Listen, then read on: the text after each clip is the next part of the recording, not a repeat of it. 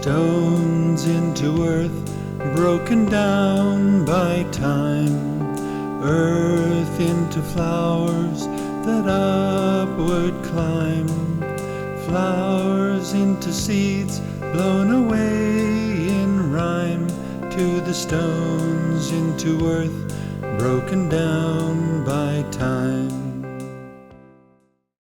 In the town where I grew up, if you weren't just like everyone else, it was a problem. I grew up around a small farming community in southern Wisconsin. So there was a real strong work ethic everywhere I looked, but there was also a rigidity of rules that could not accommodate having such an anomaly as me. I don't remember there being a time when I had any other way of looking at the world other than spiritually. It's like it was hardwired when I was born. Throughout my teenage years, I had been making and actually performing in a lot of ways with puppets that I had created. And so as I'm coming to the end of high school and they're saying, what do you want to do with your life? And I thought, well, is there any school that teaches puppetry? There was no puppetry school. So I figured acting was the next closest thing, which turned out to be the American Academy of Dramatic Arts in New York City. And so I grew up in a town of 10,000 and suddenly found myself in a city of 10 million. I would tell everyone in New York what it was like where I grew up, and they would shake their heads in disbelief. And I went home at Christmas time and told them everything about New York, and they shook their heads in disbelief. It was like two totally alternate universes. As I got to the end of my resources and just said, this is as far as I have the ability to go at this point. I've been estranged from my family of origin for over 30 years because I am both gay and autistic. And so I find myself incredibly alone, wanting more than anything, what I prayed for years is to have a sense of family and community. The idea of becoming Sister Who was something that began with meeting Sister X of the Sisters of Perpetual Indulgence. I brought a theatricality to it that was quite unconventional. Yet every detail of the ritual garb and face paint has one or more symbolisms associated with it. About 1 year after the first manifestation that I went into the studio and recorded the first material for episodes of what became the ongoing series of Sister Who Presents, I find that I learn a lot by having dialogue with others, but only if I can think freely. If I have to think in the rigid way that their pre-established opinion already specifies, then there are a whole lot of things that I can't discover. It was because of Sister Who that I wound up going back to graduate school and getting a master's degree in theological studies. Well, I actually have 2 master's degrees at this point, one in human development and one in theological studies. At the American Academy of Dramatic Arts in New York City, I was taught to address a role through the eyes of the character. How would this character see it, think about it, feel it, speak about it? When I started looking at being a sacred clown, I came to the conclusion that it wasn't about being contrary or anomalous or challenging. It was about seeing the world in a totally opposite sort of way and living according to one's own integrity and truth.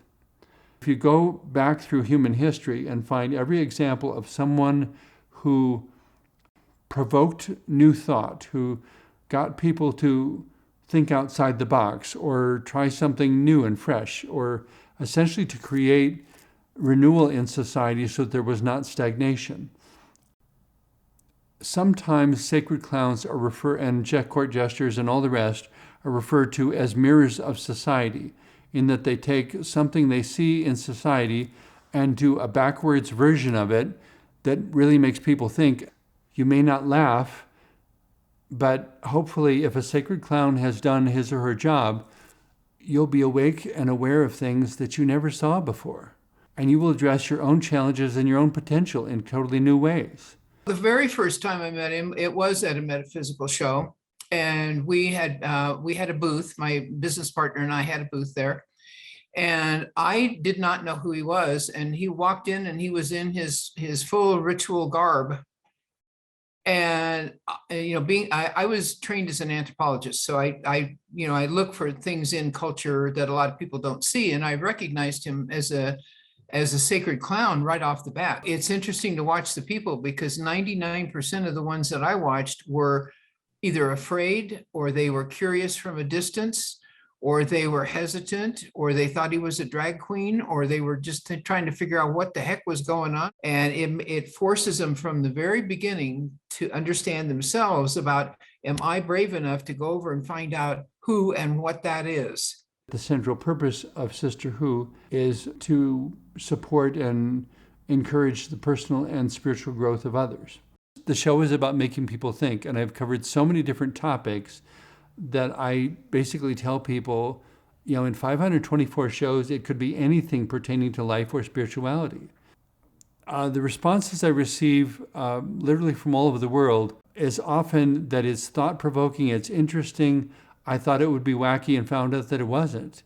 I've also gotten emails from people all over the world explaining how they were dealing with depression and familial relationships and other relationships that were problematic, and that there was something I said within one of my shows that specifically helped them figure out how to move toward resolution and how to make it positive. When I receive positive responses from people, it tells me that I'm doing something right, and there have been more people than I can count who have now, over the years, come up to me and said, please don't ever stop. When I receive these sorts of positive responses and I know that I'm having a positive effect, I know I have to keep going. It's the only thing that makes sense, the only way I can have any sense of purpose in life. I found myself more and more socially alienated, and I couldn't figure out what explanation there could be for that. Someone mentioned autism at one point, and I began researching it on the internet.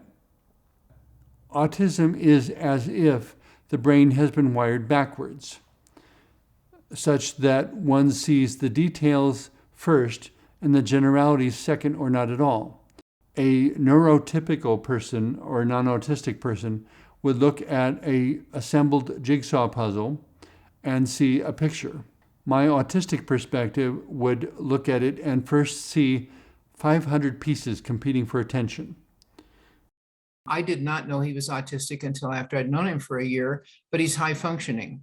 He's extremely articulate, and he's very, very intelligent, and also very focused. But his focus, because he's a savant, he's very good at some things and very not so good at other things. There'll be things that kind of stump him a little bit. He'd be able to work with anybody in any culture at any time.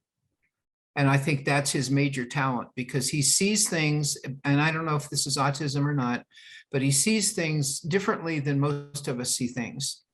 The other members of his dissertation committee also, we recognize that we are learning another level of communication by working with NeVaar. He's a very deep philosophical person and understands philosophy and theory at a very deep level.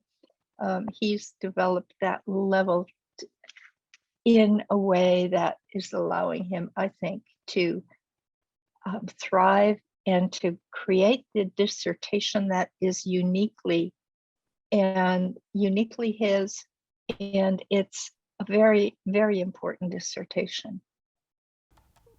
When I finish my doctoral degree, it will be listed as a PhD in human development. In my dissertation, the symbiotic triad of holistic health, we're looking for the intersection of psychology, sociology, and spirituality, relationships with yourself, relationships with others, and relationships to whatever is beyond, the mysteries of the universe, a divine entity of some sort, however it's configured. Each of the three areas moves from a point of being oblivious to a point of total obsession. Our whole lives is about moving around that center place, because there's always things pulling us in all these different directions. And it's not necessarily bad, but it is something of which to be aware, so that you can decide when it's time to come back to center and have balance between your relationships with yourself, your relationships with others, and your relationships with the beyond.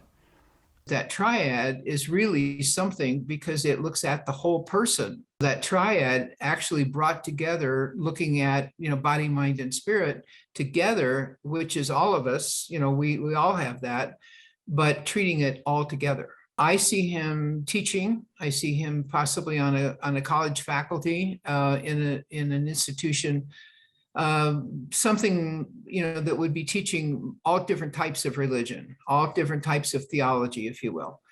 So teaching both theology and religion, spirituality and culture, things like that. I think he's very well rounded like that. I'm hoping with the PhD that doors of opportunity will open and I will finally be able to leave the whole world of disability behind. To be an effective spiritual leader in a community, every single person you know in that community will be challenged to grow at some point. That's what the role is all about. There's no reason to be offended by that, but there needs to be enough maturity to understand that we keep people in our lives who are challenging to us because of the ways they help us grow. And I'm not here to give everybody a nice warm blanket and set them on a couch and say, there, you're all comfortable now. I'm here to say, throw the blanket off and live your life and be everything you can be. Stones into earth, broken down by time. Earth into flowers that upward climb. Flowers into seeds blown away in rhyme. To the stones into earth, broken down by time.